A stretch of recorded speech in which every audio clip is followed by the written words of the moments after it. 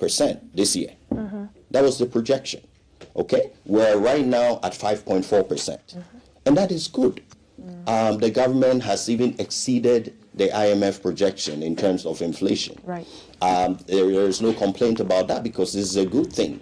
On top of it, generally, generally, I say generally for a specific reason. The same way we also see that growth, GDP, unfortunately, provisionally, per the same IMF, is 4.3%. And that will be a drop because last year GDP was 5.7%. If you compare the first year of Nana Addo's government, you see that the seminal promise that was made by the government, which was free SHS, was implemented. Yes, in 2017. It had been implemented by the end of the first year. Not only that, Nana took a government whereby the inflation that was handed to him averagely in 2016 was 17%. Okay? He brought down inflation to 12% averagely in 2017. And more importantly, grew real GDP from 3.6% to 8.1%. And when you compare and talk about the rollout of the free SHS at the time, and there was an influence of that on the GDP and inflation? Well, real GDP is after inflation has been factored in. Okay. So that is real wealth. And that is what actually affects people's pockets. And so if a government comes in its first year and is able to more than double GDP growth, that is phenomenal. Right. All right. Unfortunately, last year, real GDP was 5.7. And the provisional GDP for this year is 4.3. So you see that the indices are good. Inflation is good. Even exchange rate, for instance, for the first time in 17 years has appreciated. But you appreciate and you agree that this government inherited lots of problems. May I know like what? From the erstwhile administration, first submission you talked about, has been good for them because globally things are also looking good. As I said, okay, a government could go through certain challenges, but it hands off at a certain point. Okay. And when a handoff was done, Ghanaians need to know that the debt to GDP ratio, had returned back to normality, despite the haircuts and the problems just which we acknowledge. The election. Yes, about 61%. That was the debt to GDP. Right now, debt to GDP, IMF has it at 56%. The government has it at 45%. Whichever one you take, it has normalized, and it's mainly because of the haircuts. It is not because of the CD. The CD has improved, and that definitely, in terms of the exchange rate, that debt has reduced. I looked at the debt, and it's actually around 680 billion cedis right now. Okay. So it was around 740 something at handover. Right. That's a good thing. So the debt has stabilized. Okay?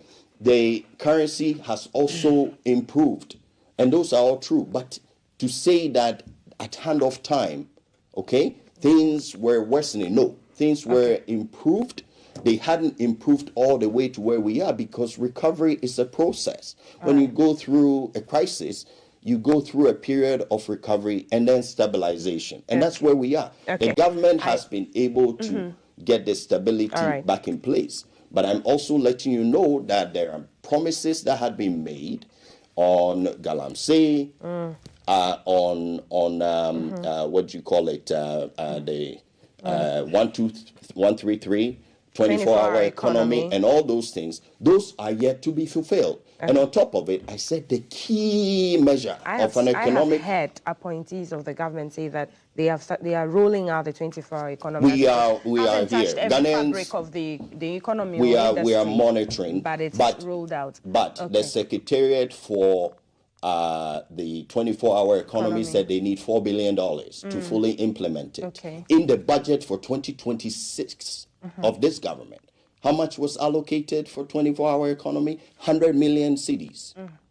That tells you how much the government has actually pushed the main reason for which it was elected. So the government has come in and stabilized things that had already been in progress. And we give them credit for it. And the global environment has been good for us. But let's not stretch this to mean that the government has achieved a lot of the targets for which they were elected. And those things are there, they are waiting.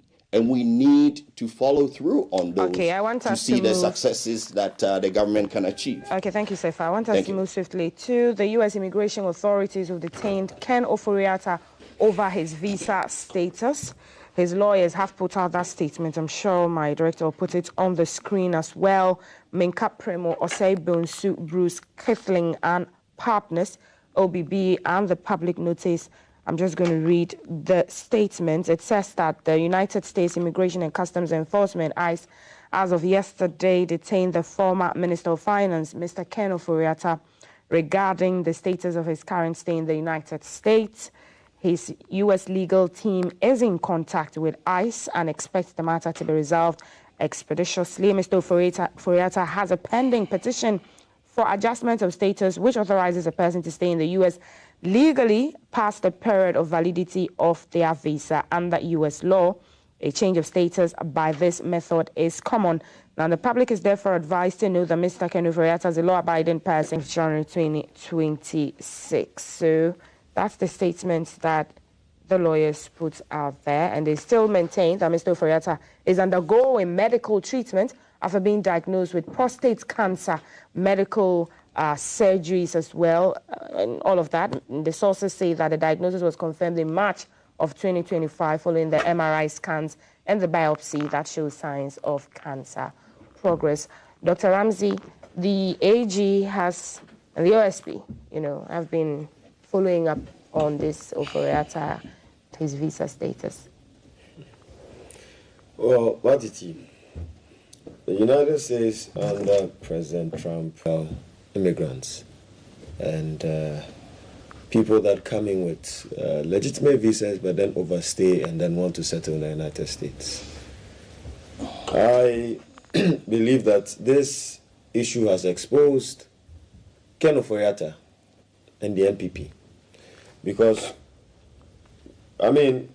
Prince, I'm sure, has lived in the diaspora before. We have all, one way or the other, lived in the diaspora before. Mm-hmm. We know how immigration operates. There's no way. ICE stands for Immigration Customs Enforcement.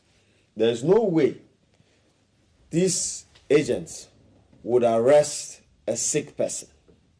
There's no way. And detain the person. So again, it begs a question. Is Ken Ofori-Atta really sick as they paint it?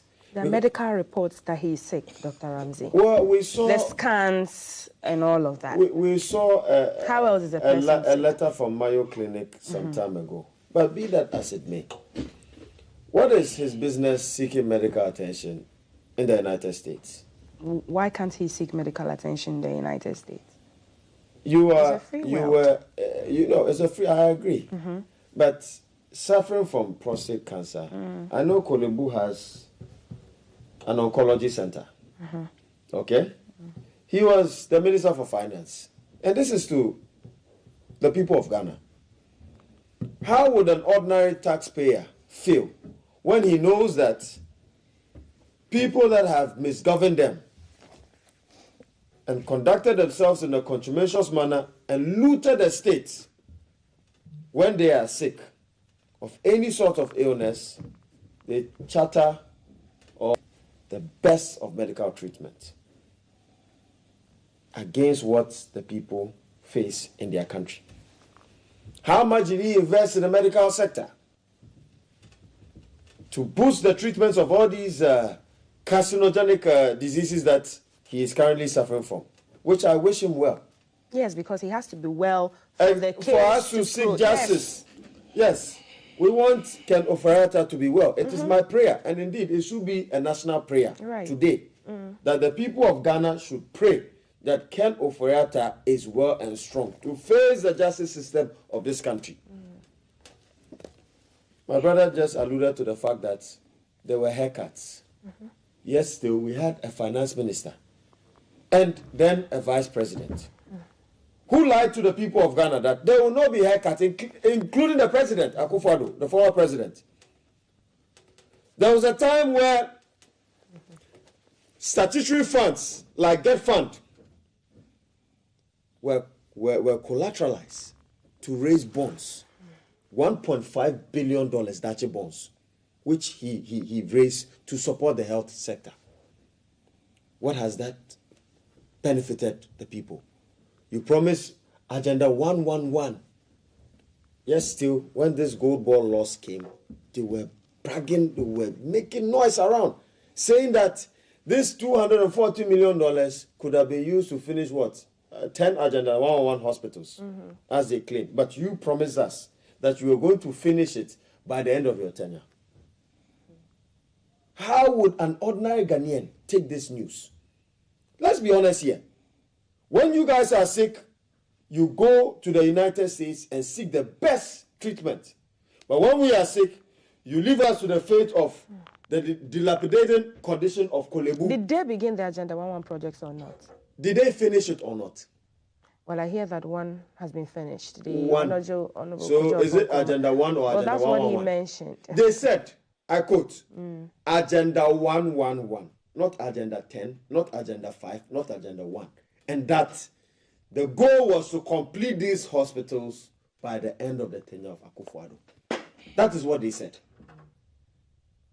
If Prince has any contrary view, if he has any contrary view, you can say. That is what they said, and that is what the people of Ghana know. Okay, so I want you to land on the... So, Matiti, I think that the U.S. government should do us the honor and the favor to return Ken Ofori-Atta. So now, do you see that they are cooperating with Ghana's, justice? Well, he has bring him. He has legal attorneys, right? Yes. Who would fight for his rights The in the best. US. The best. Yes. You understand? And you have to have deep pockets to be able to see. Said and claims that the MPP government looted the state at a totally whooping sum of 20. Where's the evidence of that? How do you even make such projections? Probably. We've seen it under their administration, The where finance minister. $97 million was sunk in a pit.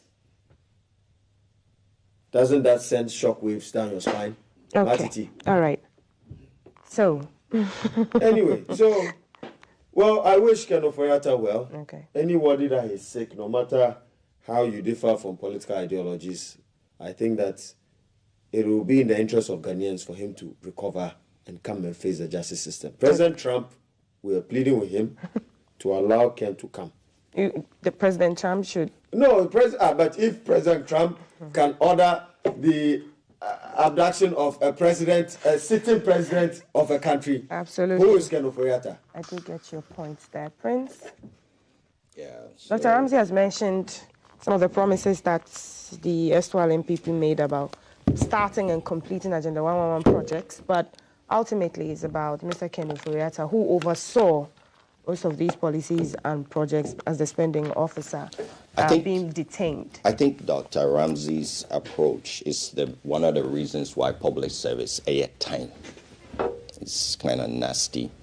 Why do you say that? Some of the most accomplished people in our nation, and there are many people who find it unattractive to get into. We always have to remember that the people that we see in public service, it's not every one of the most talented who gets into it. You may not know them, but that's because of how we politicize everything. You can have political differences with them. You can even have suspicion about what you think they have done. But let's make sure that when we make allegations, they are rooted in law. Okay? He was using words like looted. Those are not things for you and I to be alleging against people without any kind of evidence. I asked him where he looted, how he looted, and his evidence for it. He can't provide that. Okay? So, and it's not for him. It's for courts of competent jurisdictions, which are supposed to pronounce people guilty. He did say crimes. that, I believe, based on the allegations out there. And he said probably he's using those looted funds to take care of his health. He didn't say it emphatically. Ken is a way more accomplished person than, say, myself. I don't know. But as I said, this man was very accomplished well before he ever got into politics. Absolutely. Okay, he was one of the key people that helped Nana Addo in his political career in terms of financing and helping. Right. And you think he doesn't have the capacity to be able to take care of his own self. We were all here and we saw in his face, facially, he had medical problems some time ago. And in my view, he has been a looter and he should be coming. You see? What he said, wishing Mr. Ofori-Atta well, as I said, is holy? It's actually guilty and all that. And then you say you wish him well, so that he can come in and, basically be imprisoned. Because even this issue may be detriment to his health. In this country, okay? I've heard people say that he should come and answer questions, and what away from that? Is this place like some tribunal where people just come in? They don't even, an accused person doesn't even have to say anything. Speaks true. Where from all of this? Is this a banana republic? Where people are accused and they have to come in and answer because some politicians think that he's fodder for accusation and just be paraded around because he presided over a difficult period in this country's economic history. Please, we can have political differences, but let's not turn that into accusations, unfounded accusations, unproven accusations, unproven allegations, and conviction of people, and just soiling people's reputations. Okay, let's stop that. It's not right. Right. Okay, but having said that, for me, Ken, with all that this government has done, you know what they did to Provincial, for instance? He was traveling. They grabbed him at the airport, and this person had been in the country for nearly a year. They never even invited him, as far as I know, to Yoko. Then he's traveling. They said there's supposedly a no-fly list for a bunch of MPP people. This is the kind of country that we're running now. Even if you've not been accused, we think you may have done something. So you're on a supposed no-fly list that we don't have a copy of. And so they go grab him at the airport, embarrass him, then take him into Yoko for almost 2 weeks with these bail conditions that are so difficult for anybody to meet. And when he was released, the only story that we found in the papers was that there is some dispute about a demurrage that happened while he was CEO. That's it. This is persecution, and this is why the selects bigging up Oral, which promised us $22 billion. And in the $22 billion, okay, 22, not million, billion, right? $22 billion dollars, not cities, and not a peswa, has come in. And you are here, people. Nana Addo had thousands of appointees. But you just say that they should do a thorough job before they come out and do I get that. Announcements and media trials. I get that. But and so if you call the figure Oral is 22 billion. Okay? Right. The last time I heard, the Attorney General said that of the 22 billion, the ones that they see as, candidates for real investigation and prosecution is like 2 billion cedis, dollars. Okay. It's gone from 22 to 2. But they smeared the whole country, sent a report to the president about all these crimes. And even some of the members of Oral turned around and said that lots of the things that were in the Oral report were mere hearsay. You're just smearing people. Please, if you have a case, the place to take it is not the media, okay? The place to take it is what? Let's see the charge sheet. And people are not convicted because they have been accused. So you don't need Ofori-Atta to be paraded around just to show everyone that, you can do another media circus and show Ghanaians how guilty he is. What do you say about Dr. Ramsey saying that they will only detain somebody who is fit enough to be detained. Yeah. And so, Mr. Ofori-Atta, as we're speaking, is healthy enough to be back here. I won't speak to ICE. I haven't looked into ICE's procedures. I don't know. But you've been in the diaspora. Please. Okay, let me bring in. I am more of a Canadian. I do not know, and I don't want to comment. If I could just land. I don't want to comment on something I don't know. If he happens to know that they won't detain someone who has medical conditions, that's his call. Right. I do not know that, so I can't comment on it. All I'm saying is that there is someone who has been convicted, and it's in the U.S., and the government doesn't see a need to bring that person back. Okay. But they see a need to bring someone who has been accused. The government has been working with the U.S. authorities to bring him back. Tamaklo, when you say don't see the need to bring him back. Has been convicted. Okay. They don't see the need. Okay. So Ghanaians, you see, the justice is for only people who are of the opposing party. Because Sedinam is NDC, so she has been convicted, but the government sees no need to repatriate her to Ghana. But they see a need to bring someone who is facing allegations, hasn't run away from answering the questions through his legal, proper, duly, put together legal team who are ready to go in. He has not been convicted of anything. Okay. So this whole, almost like... So he can keep staying and speak through his lawyers, fundamentally. You know how in the Gladiators, we want to parade people in public so that we can shame them that they are guilty because they are not ready to go to court. To yes. What Sefa has said. You know, Sefa, we're all Ghanaians. And indeed, we all pay taxes, right? And I make this statement on behalf and in the interest of the nation, and not a partisan one. Let me take you way back to 1998. Do you remember the case of the Obertan Developers Limited? Okay.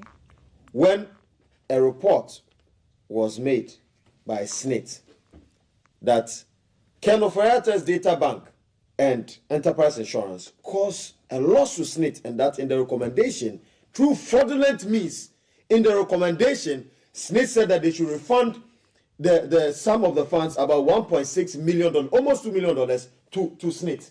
I remember. Did you know about that?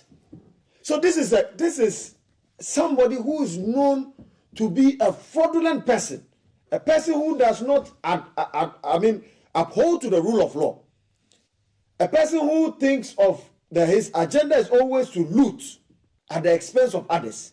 Unfortunately, we had this person under the affairs of the Ministry of Finance. Of course, what do you expect?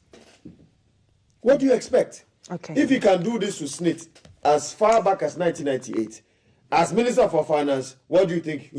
Yes, but you cannot base it on what happened. I am saying that Matiti, I am even surprised Parliament, and I have to blame Parliament, because if a person of that nature has been complicit in such an act, how then do you approve such a person to be a Minister for Finance? Prince, you don't agree that can be infinitesimal, that what happened with SNIT is something that honestly, is a cause to worry? I have the evidence here. Please, I plead ignorance about that particular case. I will look SNIT. He can plead ignorance. Don't talk.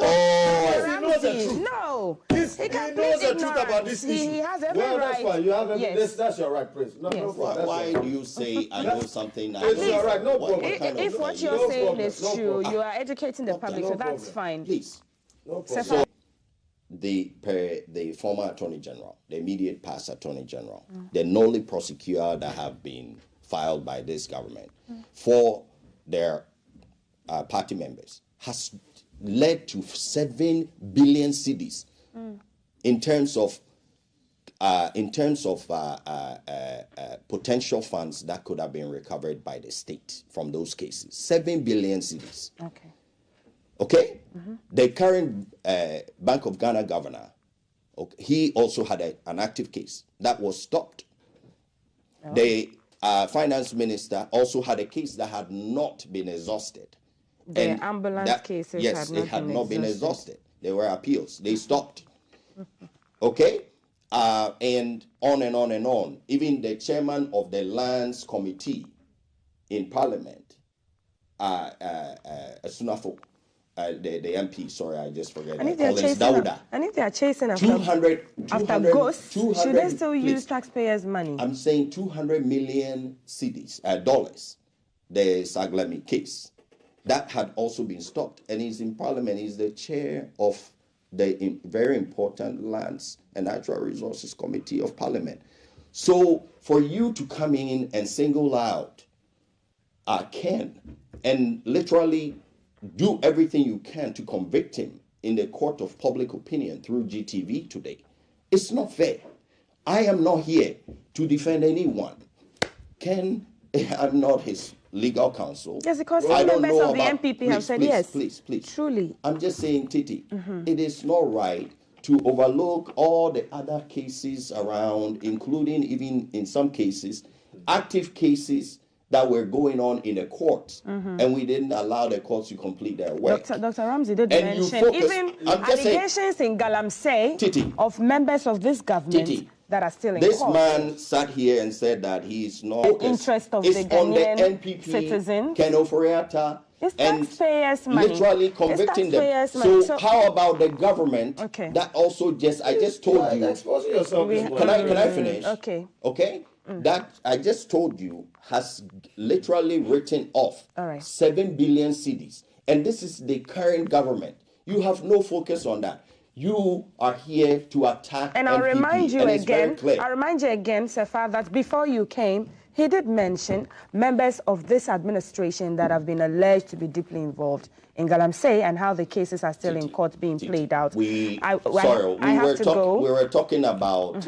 officials of government, and I'm saying that there are current government officials or people related to the current government. Right. I didn't see him have any focus or interest on any of them. He did mention it. Maybe just before you came. He talked about Galamsey. Yes, okay. He talked about Galamsey, so don't absolve him of anything. His focus is on MPP and attacking MPP. And so don't pretend that you are not partisan. You wanted to talk about the GJA attack, and I have to go, so I'm giving you a minute on that. Yes, give me 2 minutes. Hey, let me remind you of the BXC deal. Let me remind Prince of the SML deal. Let me also remind Prince of Ejapade or Ejapade or whatever. That caused a loss of $12 million to the public purse. All right. SML was a scandalous deal. We paid over 1 billion cedis to a company that was a timber merchant and metamorphosed into what? A tax assurance company. And you see nothing wrong with that. Okay, Dr. Ramsey, your minute is I was not here defending Barrow. Can you clarify that? Because no, he did not. You came this morning with a mission. He asked for the publication of the requirements for who becomes an aggregator, and if anybody is denied, why they are denied. He mentioned that. Next time you should come early, please. Anyway, let me use this opportunity to condemn the attack on the journalists. I think that it has been far too many, and nothing is being done about it. If indeed this is the reset agenda of the president in propagating press freedom, then I think it is worrying. Okay. If you look at what we have suffered under the previous administration, under the MPP, Ghana's press freedom index was the worst in 18 years. We want it to improve under this government. We want there should be tolerance for journalists in this country. All right. And indeed, justice must be served. Currently, also this year, I'll be taking a police officer who is named ASP Samuel Nanabofo to court. This is the officer. ASP Samuel Nanabofo. And I'm cautioning the public that this is a very dangerous individual who assaulted me and lied against me in the charge sheet that I had organized people with guns to come and attack police officers, which was a blatant lie because he knows that I'm a politically exposed person, and that for that matter, if you cook such a story, it sells in the public. All right. So I'm warning the public about this officer. They should be very careful of this officer, and I'm going to take him to court to that effect. Okay. I have to go, Prince. You just have to be a bit... Prince. I don't know about the case. Thank you, gentlemen. Thank you so much, Prince Sefa, former CEO of GIFEC, and Dr. Inusa Ramsey. That's it for the headlines. And you know, these are not the thoughts of GBC or GBC's positioning. It is the thoughts and views and positioning of our guests that we invite on the show. This person is a dangerous person, and thank you, Dr. Ramsey. I'm out to decide. We're back with more on GTV Breakfast. Do stay with us.